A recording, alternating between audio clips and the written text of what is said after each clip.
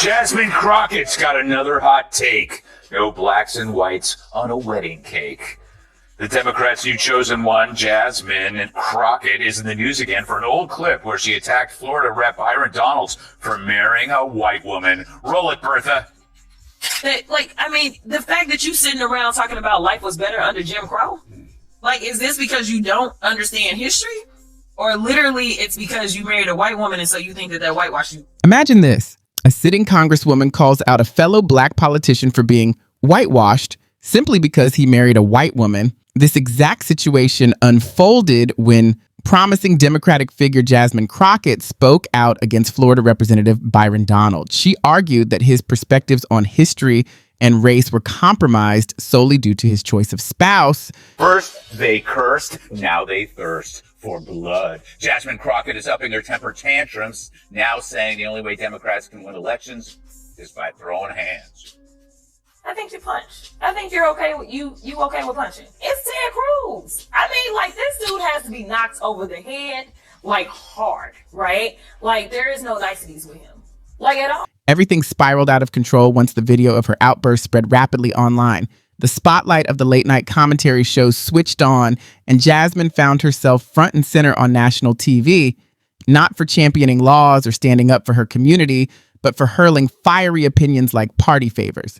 What made things even more striking was how she stood firm in that uncomfortable moment, refusing to back down. That was truly the most damaging part. Literally, it's because you married a white woman and so you think that whitewashed you. That's not very woke, is it? Of course, Crockett isn't the only Democrat who's opposed to interracial marriage. So, Dana, Governor Hot Wheels, she claims that it had nothing to do with the fact that he actually moves by wheels in a wheelchair, and he's good looking. Her cleanup. Chaos erupted. There was no sign of regret and no chance to turn back. Once the video hit the internet, the flood of criticism, memes, and sharp takedowns became unstoppable. People were not only furious, but also bewildered. How could a congresswoman accuse an interracial couple of betraying their shared history, especially after conversations about civil rights? Before we continue, please remember, now let's dive deeper, because this wasn't an isolated event. With Greg Gutfeld gearing up to turn this into one of the most ridiculous political showdowns in years, what followed was a far bigger spectacle that unfolded live on television. Much for Michelle Obama's when they go low, we go high. Crockett went as low as humanly possible by mocking Governor Greg Abbott for being paralyzed. We in these hot Texas streets, honey. Y'all know we got Governor Hot Wheels down there. Come on now. And the only thing hot about him is that he is a hot... Jasmine Crockett found herself back in the spotlight, but this time it wasn't just because of another viral clip. Greg Gutfeld came armed with a barrage of sharp critiques, clever jabs, and biting punchlines for the live show. This wasn't a calm debate. Crockett stepped onto the stage like she was auditioning for a sketch on Saturday Night Live. Greg wasted no time. He struck like a heat-seeking missile the moment she spoke. There were no soft jabs or polite disagreements. Instead, he shredded her arguments as if they were made of tissue paper, twisting and turning every dramatic outburst and illogical comment into pure comedic gold. Richard, I don't know about you, but I want to see way more of Jasmine Crockett. I want to see her everywhere. I think she is the perfect face of the modern Democrat Party. What say you? I do think that there are a lot of Democrats that really like Jasmine Crockett. But let's be very clear here, and let's acknowledge that the name calling is on both sides of the aisle. Everybody does it. It gins up the base. I mean, I think we can go through Donald Trump's greatest hits of name calling, and we can go blow for blow. And I think Jasmine Crockett's got another hot take. No blacks and whites on a wedding cake. In an instant, she shifted from trying to sound profound to starring in her own accidental sitcom. But this was about more than just humor. Beneath the political exchange, Greg exposed the performance, the dramatic pauses, sudden outbursts, and arrogant smiles. Jasmine wasn't answering questions, she was putting on a show. With each clip he shared, Greg turned the moment viral, revealing layer by layer exactly how easily he dismantled her. The audience wasn't just laughing at the jokes, they were stunned by how effortlessly he tore her apart. This wasn't a political debate anymore. It felt like an open mic night gone completely off script. And with every attempt she made to regain control, things only spiraled further out of her hands. Honey, Y'all know we got Governor Hot Wheels down there. Come on now. Oh. And the only thing hot about him is that he is a hot ass mess, honey. So, Now she claims that she wasn't talking about Abbott's wheelchair at all. Yet she's mentioned Abbott's wheels before. In 2022, she posted Beto's rolling around the state. Where's Abbott rolling to? And according to the Washington Free Beacon, Crockett also liked several Facebook comments referring to Abbott as Hot Wheels back in 2020. Because Greg stayed calm and confident, Jasmine only dug herself deeper, eventually making nothing more than a chaotic racket without any clear point. The next outburst left jaws dropping everywhere. Jasmine Crockett showed no restraint. She wasn't just frustrated, she was downright furious. At one point, she even shouted about violence, suggesting that maybe Democrats need to throw hands to win elections. Yes, she actually said that. During a live panel, she seriously hinted that physical fights might be a way to settle political arguments. And the moment Ted Cruz's name came up, she didn't hesitate. He needs to be knocked over the head hard. Not metaphorically, she sounded like she meant it. Everyone on set went silent, stunned. Was this a TikTok street fighter or a sitting congresswoman? She spoke more like someone hyped up in a locker room than a politician in a debate. It was shocking. Her words poured out like pure chaos, completely lacking tact or any filter. Greg didn't even have to crack a joke. The scene was already unfolding on its own. Crockett wasn't just passionate. She came across as erratic and wild, turning a minor discussion into an all-out meltdown. They are so lost, and they just have no idea how to come back. They're cursing, they're fighting, they're burning. They're lost. I said it months ago. The party is over. They've got to come up with something new. And this woman chasing a guy that's New York City. That's a subway in New York. By then, it was clear this wasn't about politics at all. Instead, it had become a spectacle fueled by drama and the chase for viral attention. Crockett hadn't stepped into the studio to debate ideas. She arrived bringing chaos instead of clarity, showmanship over substance. The facade dropped after her explosive outburst. As sharp as ever, Greg Gutfeld dismantled Jasmine Crockett's attempt to entertain rather than legislate. He didn't just toss out a few clever remarks. He methodically took her apart like a skilled mechanic breaking down a broken machine. Every claim she made was examined and exposed as nonsense. What made it even more striking was that Greg never raised his voice. While Jasmine brought the volume, Greg supplied the precision. He treated each of her points like spoiled leftovers, messy, unpleasant, and ready to be discarded. He labeled her performance C-SPAN cabaret and TikTok improv, which, frankly, was spot on. She didn't argue back. She gave a truly unforgettable show. Every exaggerated gesture, every gasp, every theatrical pose felt less like a day at the office and more like a desperate audition for reality TV. Soon, many online viewers began to voice what others were thinking. Is this for real? Has Congress turned into a talent show? Greg Gutfeld simply leaned back, laid out the facts for the audience, and let them draw their own conclusions. But the message was crystal clear. Jasmine Crockett had no real comeback. She came armed with glitter and smoke machines, shifting the focus far away from policy debates. This had become a battle for attention. Who could spark the loudest buzz, trend the fastest, or go viral first? Crockett was clearly struggling. Then came the video capturing the chaos in full force. Jasmine, with her trademark confidence, sarcastically mocking Texas Governor Greg Abbott for using a wheelchair. On several occasions, she called him Governor Hot Wheels. The crowd was left gasping, laughing nervously, or searching for the nearest exit. She made no effort to hide it, turning his disability into a political attack and labeling him a hot mess on camera for all to see. When pushed back, she tried to claim it wasn't about his wheelchair at all. But as the saying goes, the evidence doesn't lie. In fact, she had ridiculed Abbott's mobility before, mocking his wheelchair use in 2022 and liking Facebook posts from 2021 that made fun of it. There was no denying it, not a single misstep here. A clear pattern emerged. Greg Gutfeld didn't have to exaggerate a thing. He simply let the footage speak for itself, letting viewers see just how disrespectful it all was. Yet, despite the obvious, Jasmine played the victim. The room was left speechless. This wasn't political satire or clever humor. It was cruelty wrapped in sarcasm. Gutfeld called it unnecessary and sleazy, made even worse by the fact that she smiled through it all. For a politician who had already built a reputation out of turning chaos into a personal brand, this was a new low. The real spectacle, though, was Jasmine Crockett's uncanny talent for turning any serious topic into a wild improv act. Whether she was ranting about oppression, split ends, or questioning reality itself, it didn't matter if the discussion was about border security or infrastructure. It was like watching someone grab a microphone and instantly lose track of their point. Time and again, Greg Gutfeld showed how Crockett treated congressional hearings like open auditions. She wasn't just talking the talk, she was performing it. One moment she's discussing taxes, and the next she's snapping her fingers like she's performing spoken word poetry. Greg joked that she doesn't need a podium. What she really requires is a hype person, backup dancers, and fog machines. There was no clear focus, just a whirlwind of energy and noise. She was supposed to lead policy meetings, but they often devolved into chaos, ending with what looked like a jazz hands finale. Greg made sure everyone saw it all. He even compared watching her to tuning into TMZ instead of C-SPAN. You could almost hear the history books wailing, overwhelmed by the spectacle. But educating or informing, that was never her goal. She was chasing attention, plain and simple, and with every word she spoke, it became clear that serving the public wasn't the priority. Going viral was the target.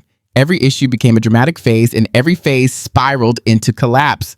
Whether her points made sense or not, Crockett was always ready for her close-up.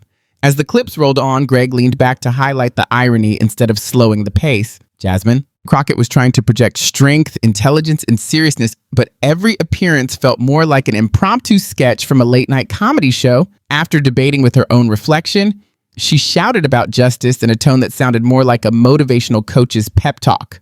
Greg masterfully painted this vivid picture for the audience. Jasmine Crockett didn't really need a seat in Congress. What she craved was a fog machine and a stage. She was injecting the energy of TMZ into a place meant for leadership and lawmaking. The strange atmosphere was amplified by the cheers and applause of those around her. She might say something vague, off topic, or downright false, yet somewhere in the background, someone would nod along, cheer, or flash a thumbs up. Greg described it like a trance, as if no one dared to call out the absurdity of her words. He likened it to a dinner party where someone suddenly claims the earth is flat. And instead of challenging it, everyone quietly focuses on their mashed potatoes. It wasn't conviction driving the moment, it was confusion delivered with confidence. Greg didn't debate Jasmine, and she didn't argue back. She simply put on a show. Greg was clear on one thing: it was time to bring politics back to its roots. Congress had morphed into a cabaret, with Jasmine Crockett playing the lead role. Now Greg wasn't just commenting, he was diagnosing. He was blunt and unfiltered. The entire foundation of Jasmine Crockett's act was chaos dressed up in style. Her fiery tone was just marketing, masquerading as advocacy, too loud to be ignored, but too hollow to start a real movement. There was just enough vagueness to dodge any real accountability and to dismiss the facts altogether. Greg likened her logic to a cat chasing a laser pointer, endlessly darting from one topic to another without ever landing on a clear point, blaming everything around her when things didn't add up. Every time she spoke, it felt like a fire drill, not with flames, but with chaos, noise, and people silently wishing it would be over soon. What stunned Greg the most, though, was how earnestly she believed in herself. She wasn't merely tossing out wild, off-the-cuff remarks. She genuinely thought people were paying attention and that she was standing up to power. The smirks, the flashes of anger, the finger snaps, it wasn't accidental. There was a method behind the madness. Even as Greg poked fun at the whole act, he uncovered the real strategy. Crockett wasn't interested in policy. Instead, she took center stage, injecting identity politics into topics ranging from historic preservation to broadband access to potholes. Nothing was off limits. Everything became just another outlet for her frustration and anger. The message was clear as day. If the Olympic judges handed out gold medals for pure illusion, Jasmine would take the prize, complete with a personalized selfie. What followed felt less like political analysis and more like a comedy sketch. Greg broke it all down with precision, every critique directed at Jasmine Crockett went unanswered. Instead, she responded with a rehearsed mix of fake indignation, dramatic gasps, and exaggerated hand gestures, putting on a full show. Greg compared debating her to playing chess with the pigeon. She'd squawk nonsense, knock over the pieces, leave a mess on the board, and then walk away like she just won the game. Honestly, that's exactly how it looked. She wasn't there to debate or clarify. She was there to flash her jazz hands and claim victory. But what truly pushed Greg over the edge was how Crockett treated every hearing like a quick costume change. One topic, one team, one fresh take after another. Each camera became a mirror, and every disagreement was twisted into a personal attack. Politics? It was nowhere to be found. Instead, what played out was cosplay, Congress as a role-playing game. Greg couldn't help but laugh as he watched her ignore any actual facts or notes. She'd simply grab the microphone, switch it on, and launch into a long-winded tirade. He joked that if one of her speeches were dropped into Microsoft Word, even Clippy would look confused and ask, "Do you need help making a point?" But Crockett wasn't about to ask for backup. No way. After accusing Clippy of patriarchy, she'd launch into a 5-minute rant about paperclip privilege, delivering it all with fierce passion, aimless, hurried, noisy, and sparkling with showmanship. Greg just watched in amazement, stunned that this was actually happening live. And it only got crazier. Greg said Crockett didn't just shred metaphors, she burned them and tossed the ashes off a cliff. Listening to her was like trekking through a verbal jungle, with confusion deepening around every corner. Before shifting to topics like healthcare, she'd dive into ancestral pain, digital oppression, and even the supposed racism of asphalt. Watching her was like tuning into a live freestyle reality show on television. When everyone was watching in disbelief, she'd suddenly say something completely unexpected, like claiming Alaska borders Portugal, and then cross her arms, dead serious, doubling down on the statement. Greg shook his head and joked, "She needs a translator, not a staff." Though she spoke in plain English, not Spanish or French, her words always felt like navigating a tricky linguistic obstacle course. Her metaphors were so off the mark, you'd need a GPS just to keep up. Yet, she never wavered from her convictions. Just when you thought she might offer something sensible, she'd accuse a fire truck of causing chaos because the building behind it was on fire. She was completely wrapped up in the performance, carrying herself with the confidence of someone convinced they were profound, even when no one else was buying it, no matter how absurd things became. The worst part, she had a microphone, a seat in the Congress, and a crowd cheering her on as if all this was completely normal. But Greg wasn't done. Everyone was left stunned when he shared one final clip. During her speech, Jasmine Crockett delivered her boldest claim yet. America needs immigrants because, as she put it, none of you are trying to go inform right now. She laughed as if it were a playful jab, but the words hit like a hammer. Greg was stunned. There was a moment of silence, as if the screen had gone blank. Did she just say that? Was she seriously suggesting that foreigners should fill jobs, especially in farming, because Americans are too lazy to do them? The answer was yes. She said exactly that. Once again, the mask slipped. She wasn't championing the rule of law. Instead, her tone was smug and seemed rehearsed as she leaned on stereotypes. Another round of cheers erupted from the crowd. Some nodded approvingly. It was clear they chose to ignore the offensive nature and factual errors in her rant. Greg didn't even crack a joke. He simply waited for the silence to fade once she finished speaking. As Greg described it, confidence had become a weapon, loud, misguided, and arrogant, but also revealing a lack of knowledge or experience. Jasmine wasn't sharing clear plans or facts. Instead, she introduced herself with buzzwords and ego. Somehow, that was enough to earn applause. It was like someone shouting nonsense on the subway and still getting cheers from confused passengers, a complete breakdown of seriousness. Yet, the spectacle went on. Greg leaned back as if he had just witnessed the most chaotic talent show ever. The star performer, backup dancers, stagehands, and special effects were all embodied by one person, Jasmine Crockett. The final clip Greg played was a press conference, an utter disaster. Crockett managed to claim the Constitution had misled her, misnamed 3 government agencies, and avoided giving a clear explanation of policy. Certainly. Here's the expanded script segment, blending the earlier details with the new information into approximately 300 words. The Constitution, yes, that very document meant to guide clear governance, became Jasmine Crockett's stumbling block. As she fumbled over each word, it felt like watching someone speed run through gibberish. Greg didn't just watch, he paused after every phrase, rewinding the tape like a sports commentator breaking down a highlight reel. But these weren't mere slip-ups, they were part of a verbal demolition derby. Like bumper cars with no brakes, her sentences crashed and collided with one another, creating chaos instead of clarity. What should have been a concise 5-minute policy explanation spiraled into a blazing inferno of tangled metaphors, misplaced anger, and a baffled audience's applause. Greg watched in disbelief, not because he thought she was simply mistaken, but because it was clear she wasn't lost. She was performing a show designed to confuse and provoke strong emotions. The goal wasn't to inform, but to distract, to make sure no one caught how nonsensical her words really were. This wasn't a politician grappling with complex topics. It was a theatrical act. Instead of addressing real issues, Jasmine Crockett dragged problems onto the stage, changed their costumes, and turned every press conference into something that looked more like a Broadway meltdown than a serious policy discussion. Her confident, fiery delivery, filled with dramatic gasps, finger snaps, and jazz hands, was less about substance and more about spectacle. Greg found himself laughing, not out of humor, but out of sheer disbelief that something so absurd could be so real. The entire performance was a masterclass in chaos cloaked as leadership, leaving viewers wondering if politics had truly become nothing more than a show.